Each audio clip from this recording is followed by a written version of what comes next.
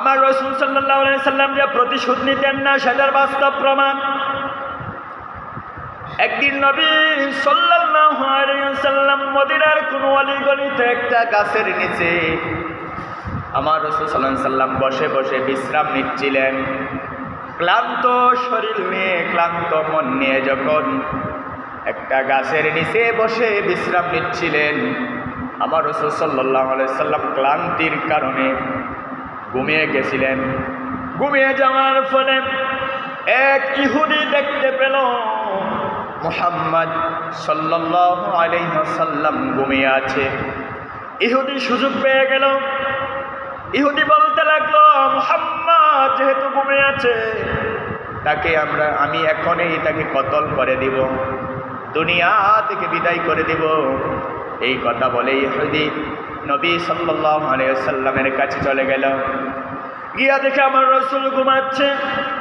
ইহুদি তার তলোয়ারের কাপ থেকে তলোয়ারটা বের করে নবীজি সাল্লাল্লাহু আলাইহি ওয়াসাল্লামের মাথার উপর নিয়ে রাখছে, যে কোণে এই মুহূর্তে মুহাম্মদকে দুনিয়া থেকে বিদায় করে দেব।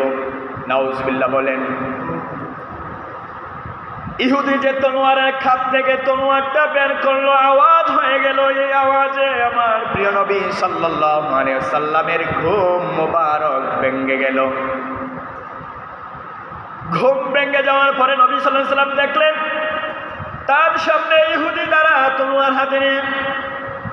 ইহুদি বলতেছে, আরে মুহাম্মদ, কে তোমাকে বাঁচাবে? আমার এই তলোয়ারের রাঙ্গা তলোয়ারের হাত থেকে কে বাঁচাবে? আমি তো তোমাকে এই মুহূর্তে দুনিয়া থেকে বিদায় করে দেব। নাউজুবিল্লাহ। এই কথা বলার পরে আমার নবী বললেন, আরে ইহুদি, আমাকে তোমার হাত থেকে আমার আল্লাহ বাঁচাবে, আল্লাহ বাঁচাবে। এই কথা শোনার পরে ইহুদির শরীর তরতর করে কাঁপতে শুরু করে দিল। ইহুদির হাত থেকে কাঁপার কারণে তলোয়ারটা পড়ে গেল। ইহুদি তলোয়ারটা ধরার মতো, হাতে নেওয়ার মতো তার সাহস নেই, শক্তি নাই, শরীর কাঁপতেছে।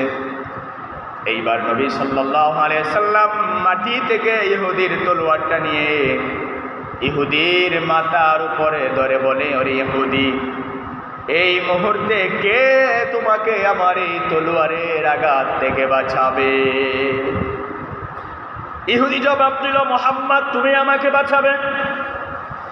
আমার নবী বললেন, আরে ইহুদি, একটু আগেই তো তুমি আমাকে মেরে ফেলার জন্য সিদ্ধান্ত নিলে, তুমি তো আমাকে বাঁচাতে চাইলে না, আমাকে মেরে ফেলবে তুমি আমাকে বলেছিলে, আমাকে তো মেরেই ফেলতে, কিন্তু আমি তোমাকে কেন বাঁচাবো না? আমি তোমাকে বাঁচাবো না।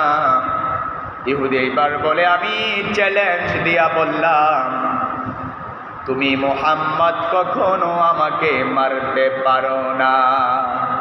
আমার নবী বললেন, আরে ইহুদি, কেন পারবো না? আমি কেন মারবো না?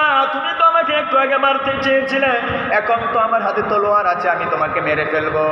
ইহুদি বলে, না না না, দুনিয়া উল্টা হয়ে যেতে পারে, কিন্তু তোমার আদর্শ কখনো উল্টা হইতে পারে না। কারণ আমরা জানি তাওরাত, জাবুর, ইনজিল কিতাবের মধ্যে আমরা পেয়েছি, এবং আমরা এতদিন ধরে বাস্তব প্রমাণও দেখেছি, তুমি মুহাম্মদ কোনোদিন কাউকে প্রতিশোধ নেও না। কারো তাপ্পরের পরিবর্তনে তুমি তাপ্পর দাও না, গালির পরিবর্তে গালি দাও না, ঝগড়ার বিনিময়ে ঝগড়া করো না, গালিগালাজ করো না। তোমার মতো এমন একজন ভালো মানুষ, আদর্শবান মানুষ এই পৃথিবীর জমিনে নাই। আমি নিশ্চিত দিয়া বলতে পারি, আমি যেহেতু তোমাকে মারতে এসেছিলাম, সেই মারার বিনিময়ে তুমি আমাকে মারবে না, বরঞ্চ ক্ষমা করে দিবে।